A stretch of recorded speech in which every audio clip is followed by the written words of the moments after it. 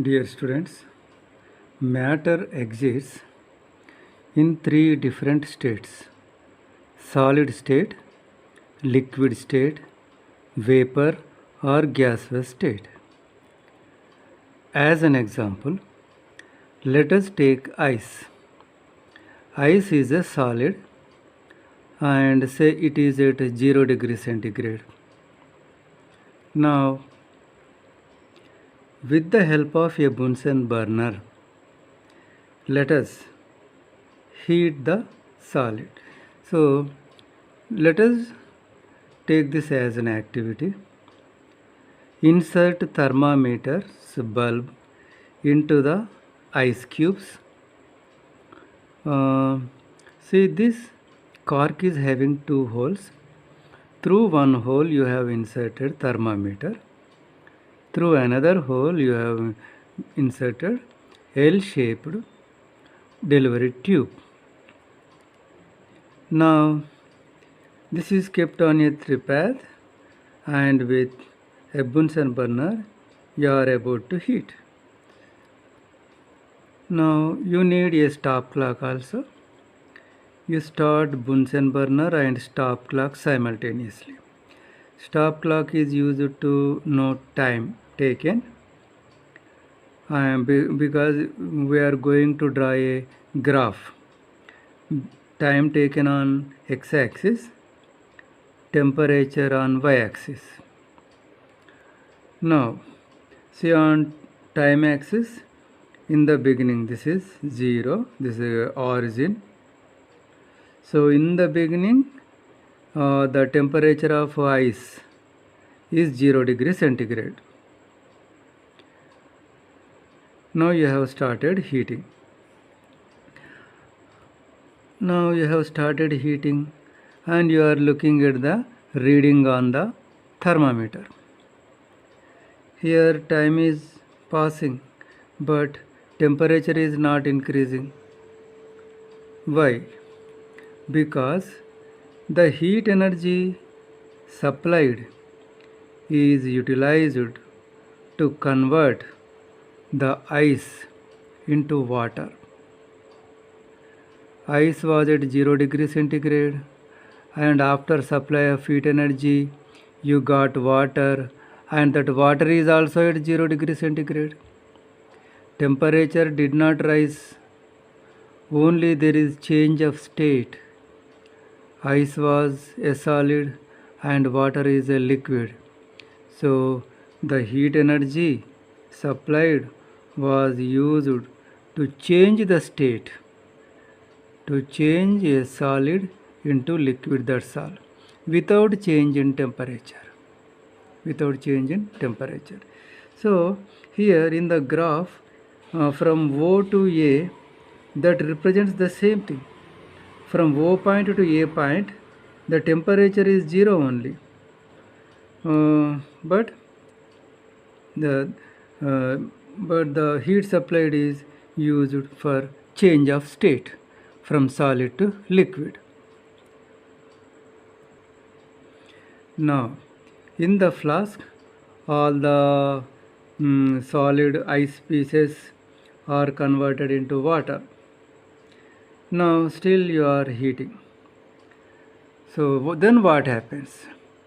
Water is at 0 degree centigrade. You are supplying heat energy, means gradually its temperature increases, that you can see on the thermometer. That's why you got a linear graph like this. Temperature gradually increasing from 0 to 100. So this time the heat energy supplied is used to increase the temperature because there is no change of state. Here water was at 0 degree centigrade. Here also you have water only, but increased temperature. So this time the heat energy is used to increase its temperature. Once the water reaches 100 degrees of Celsius temperature, Now, if you heat further, then the temperature doesn't rise beyond 100 degrees centigrade.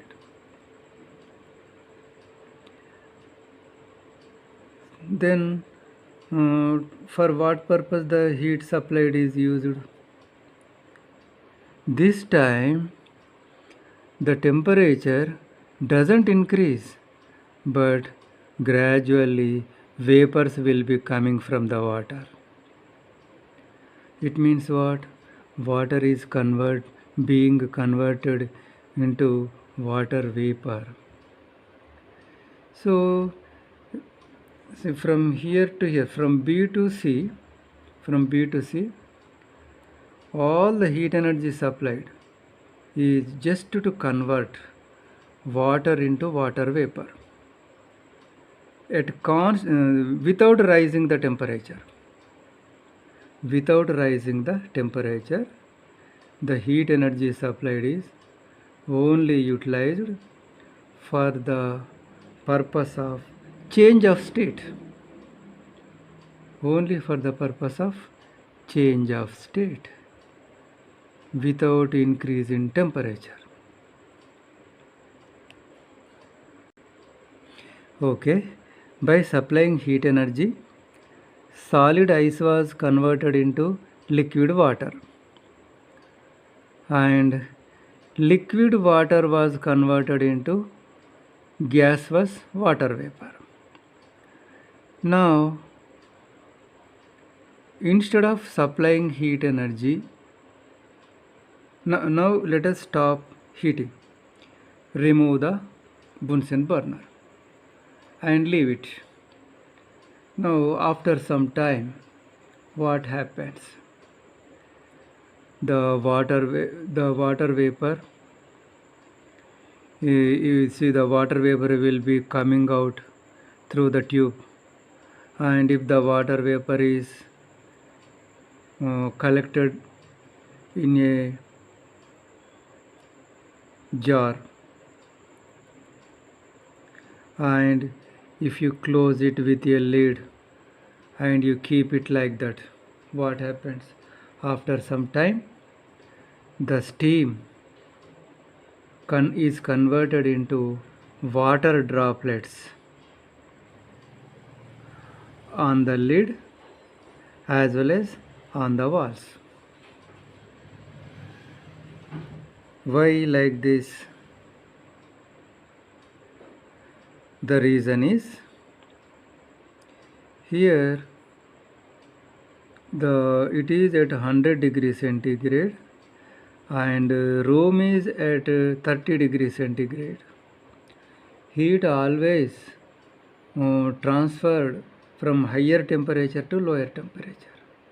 So this time heat is transferred from the system to surrounding. It means it is losing heat. By losing heat, it is cooled down, and in this process the steam is being converted into water, vapor is converted into liquid by losing heat energy. Okay, now all the liquid droplets come to the bottom and you will have water here. Now you pour the water into a small beaker and keep it inside the deep fridge. Within minutes of time, the water is converted into ice cubes. Why? Because the fridge, what it does, it removes heat energy from the substance, it transfers heat energy from the substance to the surroundings. So the water losing the heat energy, it became, the liquid water became solid ice by losing heat energy. So here once again, gaining heat energy, ice became water. Gaining heat energy at a temperature increased from 0 to 100. Gaining heat energy, water at 100 degrees centigrade was converted into water vapor at 100 degrees centigrade. Now, let us come back. Losing the heat energy, water vapor at 100 degrees centigrade condensed as water droplets at 100 degrees centigrade. And losing the heat energy, the water cooled to 0 degrees centigrade. Losing the heat energy, the water at 0 degrees centigrade became ice at 0 degrees centigrade. So here what is noticeworthy is a change of state is associated with heat transfer. Heat transfer. From here to here, it is gaining heat energy. From here to here, it is losing heat energy. So there is exchange of heat in change of state. That I have written here. Change of state takes place when there is exchange of heat between substance and surroundings. Another noticeworthy point is during change of state, temperature remains constant. See here, when ice was at 0 degree centigrade, by absorbing the heat energy, it became water at 0 degree centigrade. Both are at 0 degree centigrade. The solid ice has become liquid water. Similarly here, water is at 100 degree centigrade boiling, and from that steam is coming out. Steam is also at 100 degree centigrade. How can you say? Very easy. See, in this activity, in this activity,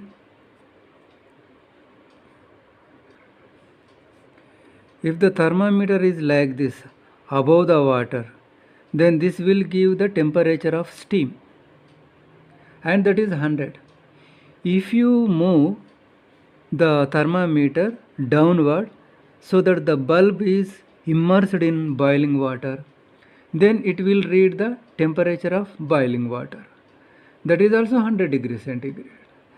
So here boiling water and water vapor both are at same temperature, but the heat energy supplied is just used to change the state from liquid state to vapor state. Ice becoming water is called melting. Water becoming water vapor is called vaporization. Now let us come in the reverse order. If water vapor is cooled, then water droplets are formed on the lid and on the walls, and this is called condensation. And if the water is kept in deep freeze, ice is formed, and this is called fusion. Okay, at what temperature ice melts? At 0 degree centigrade. So let us define the melting point. Ice is becoming water means solid is becoming liquid. So how we define melting point? The temperature at which the solid and liquid states of the substance coexist in thermal equilibrium with each other is called its melting point. So as an example, in this activity you can see when you are heating, ice will be melting into water. Ice is at 0 degree centigrade, water is at 0 degree centigrade. See, both states coexist, and they are in thermal equilibrium with each other.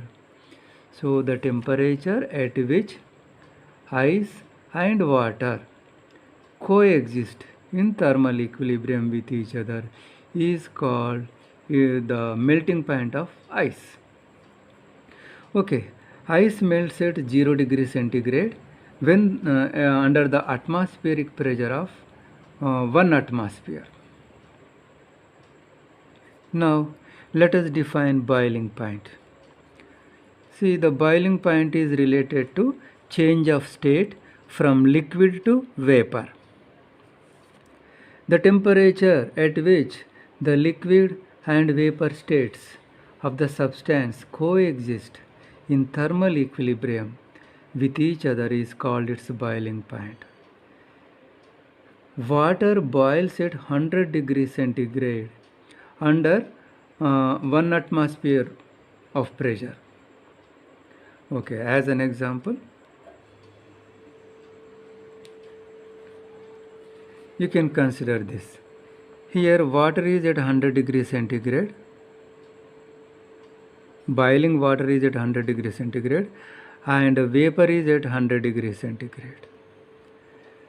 So here liquid water is converted into gaseous vapor at temperature 100 degrees centigrade under normal atmospheric pressure. See, you may think this is say it is closed with a rubber cork. Is the atmospheric pressure working on the water surface? Yes, it is working. See, through one hole you have inserted thermometer. Through another hole you have inserted L-shaped delivery tube, and here this is open. So the vapor is coming out when it is kept open. When the valve is kept open, the vapor will be coming out, and this is open to the atmosphere. So the 100 degree centigrade is at atmospheric pressure. Okay. So the water boils at 100 degrees centigrade at the atmospheric pressure of 1 atmosphere. And here you can see boiling water and vapor. You can see both states simultaneously. Just like here while heating the ice, you can see solid ice and liquid water simultaneously. Both states can be seen simultaneously. They are in thermal equilibrium with each other at 0 degrees centigrade, like that we defined in melting point. So here when water is boiling, vapors are coming up. You can see gaseous vapor and liquid water simultaneously, and they are in thermal equilibrium with each other at 100 degrees centigrade. Therefore, the 100 degrees centigrade is called its boiling point.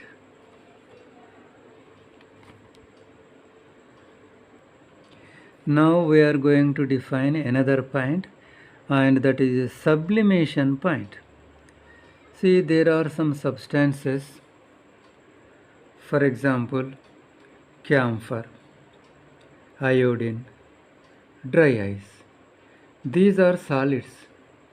But when you supply heat energy, actually you expect the solid camphor to become liquid, and afterwards only it should reach a gaseous state. But unlike your expectation, the solid camphor is directly converted into gaseous vapor state at 179 degrees centigrade. Similarly, iodine crystals existing in solid state, and they are converted directly into vapor state at 184 degrees Celsius. And dry ice, it is a solid, and it is directly converted into vapor at minus 78.5 degrees centigrade. So here you see change of state from solid to vapor. and such conversion is called sublimation, and the temperature at which it sublimates is called sublimation point. Let us see the definition. The temperature at which the solid and vapor states of the substance coexist in thermal equilibrium with each other is called its sublimation point. Here you can see the solid camphor and gaseous vapor simultaneously at this temperature.